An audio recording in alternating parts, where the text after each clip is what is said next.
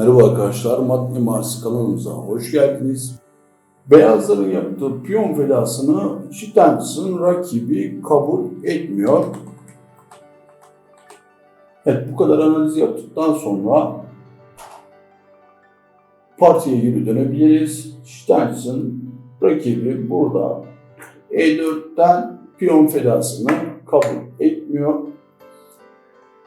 Eğer gambit konusunda yeterli analizimiz, çalışmamız yoksa gambiti kabul etmeyip gelişim yapmak en doğru fikirlerden bir tanesi. Tabii ki gambit hakkında çalışmamız yoksa. Yani çalışmamız varsa gambiti kabul etmek daha iyi olduğunu söyleyebiliriz. C3'e oyundaki hamle D5. D5 sürüşüyle siyahlar merkeze bir piyon getirdi ve gelişime yatırım yaptığını söyleyebiliriz. Ama D5 sürüşünün zamanlaması çok önemli. D5 sürüşü yani merkeze getirilen piyon hamlesi iyice hesaplandıktan sonra yapılması gerekiyor. Bazı kitaplarda bu hamle hata olarak değerlendirildiğini söyleyebiliriz. Şimdi D5 sürüşünden sonra merkezde kırışımlar olacak, merkezdeki değişimler olacak. Bunları çok iyi hesaplamak gerek. E alır D5, E hattı daha önce açıldı. At D5'ten sonra rok. Açıkçası beyazların daha iyi konum elde ettiğini söyleyebiliriz. Yine izole vezir piyonu var ama bir piyon feda etmedi. Ayrıca tempo olarak öne geçti. Rok'tan sonra siyahlar hem E hattını kapatmak hem de D5'teki atı yani izole vezir piyonunun önündeki yerleşmiş olan atı sağlamlaştırmak için fil E6 yapıyor. Bu hamleyi hepimiz yaparız. Şimdi izole vezir piyonuyla ilgili aynı zamanda bir ders olacağını söylemiştim bu partinin. Bu konumdan sonra izole vezir piyonu olan taraf normalde taşları sadeleştirmez. Ayrıca aktif oynaması gerekir. İzole vezir piyonu olan tarafın taşlarının daha esnek olması gerek. Burada Steins gelişimi tempo ile yapma hamlesini kaçırmıyor ve fil G5 yapıyor. Fil G5'e hem gelişti hem tempo yaptı. Artık B4'teki filin burada olmasının bir amacı kalmadı. Çünkü açmaz yok. Yapılan fil alır C3 hamlesine B alır C3 geldikten sonra daha güçlü bir piyon yapısı olacak izole vezir piyonuna göre. O yüzden fil burada geri dönüyor oyunda. Şimdi izole vezir piyonu var. Bir piyon eksik değil. Gambit yapmıştır Steins ama gambiti siyahlar kabul etmemişti. Burada merkezde peş peşe değişimler var. E7'den değişimler var. İzole vezir piyonu varken normalde değişimden kaçınmamız gerek. Ama satranç istisnalar oyunu her kural her zaman geçerli değil. O yüzden buradaki hamleye dikkat etmenizi istiyorum.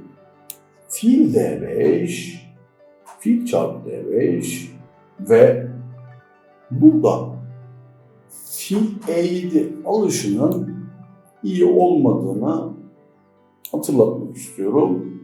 Fil E7 alışı izole vezir piyonunun önündeki kareyi atla korumak için ve D5 karesini sağlamlaştırmak için siyahların işine gelirdi. O yüzden fil alır E7 hamlesi değişiminin doğru olmadığını söyleyebiliriz. Fil D5'e Steins burada at D5 yapıyor. Vezir D5 tabii ki bu değişimlerin hepsini hesapladıktan sonra yapıyor beyazlar. Şimdi burada izole vezir piyonu var beyazların ve taşlar sadeleşti. Yani normal prensiplere aykırı hamleler. Ama Steins buradaki kazancı görüyor ve fil alır E7. At E7'den sonra artık beyaz at açmazda kalacak ve şah gelişimini tamamlayıp rok yapamayacak. Ve bütün bunlar izole piyonu telafi edeceğini düşünüyor Steins. Her açmaz konumunda olduğu gibi siyahlar F6 sürüşü ve şah F7 ile açmazdan bir an önce çıkmak istiyor. Burada bu konuda ustalar Steins'in döneminde hamleleri analiz ederken Vezir E2 hamlesini çok beğenmemişler. Vezir E2 tabii ki açmaza ikinci baskıyı yapıyor ama birçok satranç kitabında doğru daha iyi hamle olarak geçen Vezir A4, Şah C6 sürüşüne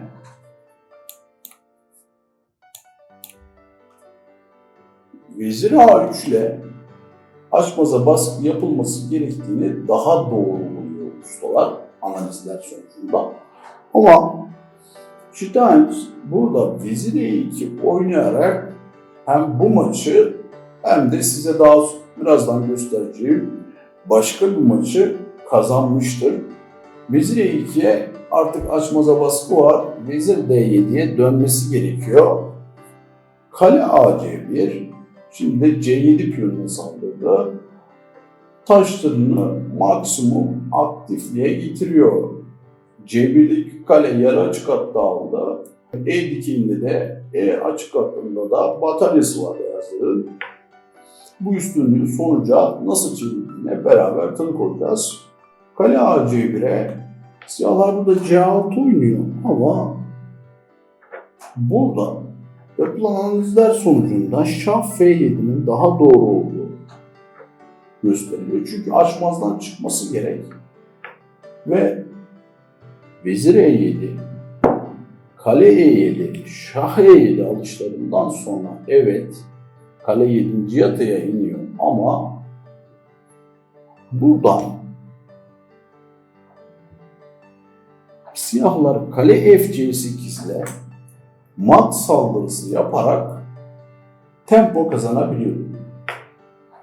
Tabii ki birisi bir şeyleri görmeyecek ki diğer taraf kazansın. Vezir, şimdi bu konumu tekrar izleyelim. Bana göre siyahlara oyunu kaybettiren hamle buradaki C6 sürüşü. Bu arada C6 sürmediği bir konumla ilgili Steins'in bir maçı daha var. Ona da bakacağız. Hatta hemen bakabiliriz. Örneğin burada aynı konum bu maçta 1896 yılında yani bir yıl sonra oynanıyor.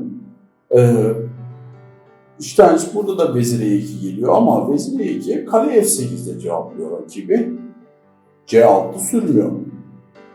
Buna D5 izole vezir piyonunun önemli fikirlerinden bir tanesi izole vezir piyonu doğru zamanda ilerletebilmektir. Ve E6 karesini kontrol etti böylece. Kale F7 ile taşı korudu ama kalenin durumu hiç de parlak değil. Steins at D4 ve at E6 ile güçlü kareye yerleşip sonrasında G7'ye saldırıyor ve D6'dan izole piyonu feda edip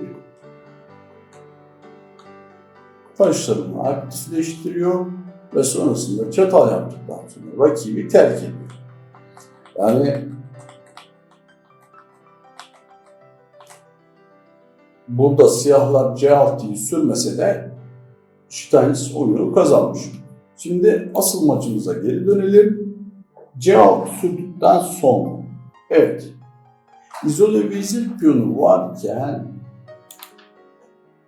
en önemli fikirlerden bir tanesi bu piyonu doğru zamanda feda edip taşların aktifliğini sağlamaktı. O yüzden burada oyunu kazanca götüren hamleyi Steins yapıyor ve D5 sürüyor.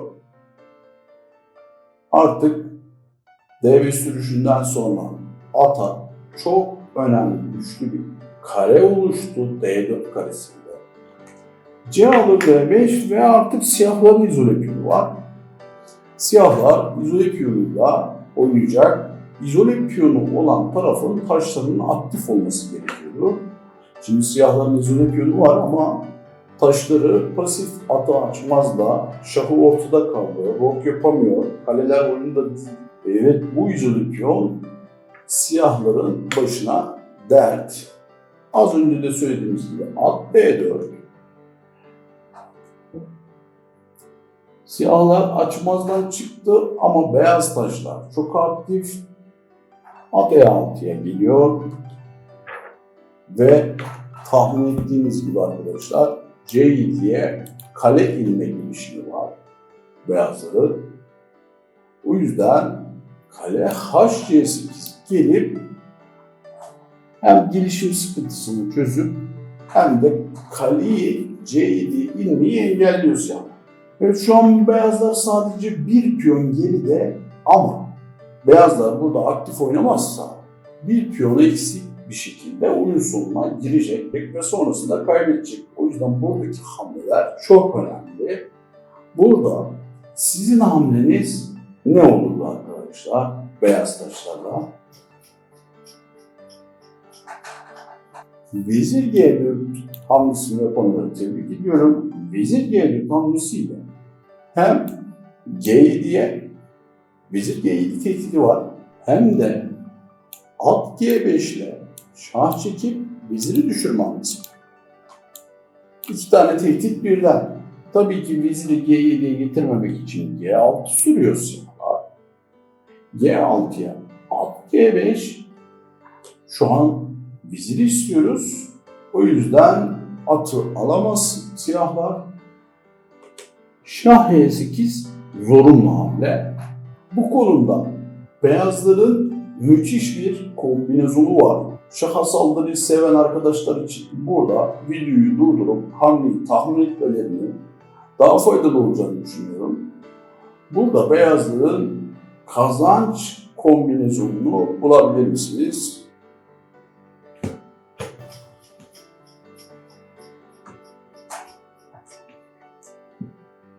Evet, partiyi sonlandıran müthiş bir feda.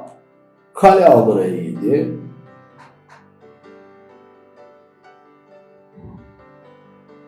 Şah buna vezir E7 yapamıyor. Vezir E7 yaparsa kale C8, kale C8'den sonra finale bir at fazla giriyor beyazlar ve oyun sonu beyazlar kazanmış.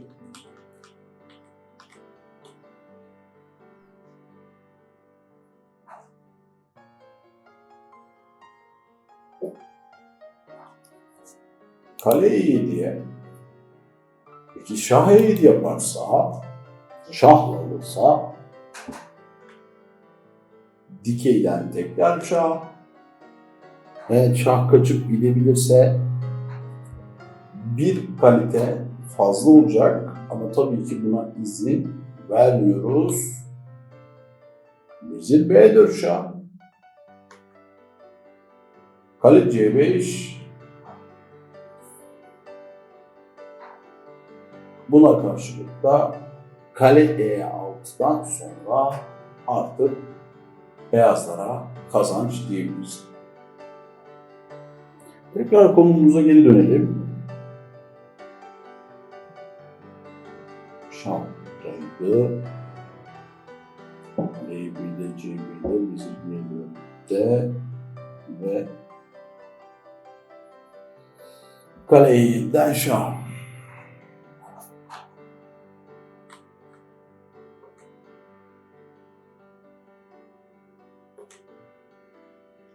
Kale E7 şah hamlesiyle bunda şah F8 yapıyor. Tekrar kale F7 şah. Dikkat edelim. Alamıyor kaleyi vezirle. Yine kale C8 hamlesi var.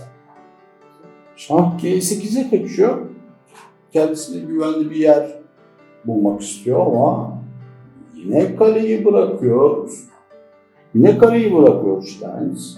Şahla alırsa vezir D7 tempolu yapıyoruz. Vezir de alırsa yine kale C8, kale C8'e vezir C8 ve at fazla finale dönüşüyor. Alamıyor. Şah H8'e kaçtı. Aslında burada siyahlar oyunu terk ediyor ama sizin için devamını inceleyelim. Şah H8'e kale H7 şah. Hala alamıyor. Şah G8'e kale G7. Tabii ki berabere yapmayacak beyazlar. Burada vezir H4 şahtan sonra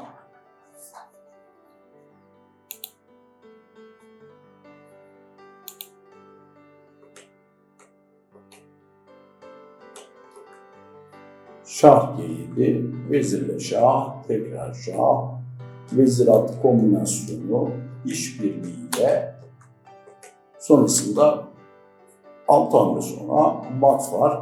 Bu videoda anlatacaklarım bu kadar arkadaşlar. Videomu sonuna kadar izlediyseniz teşekkür ederim. Videoyu beğenip kanala abone olursanız çok sevinirim. Bir sonraki çalışmamızda görüşmek üzere. Hoşçakalın.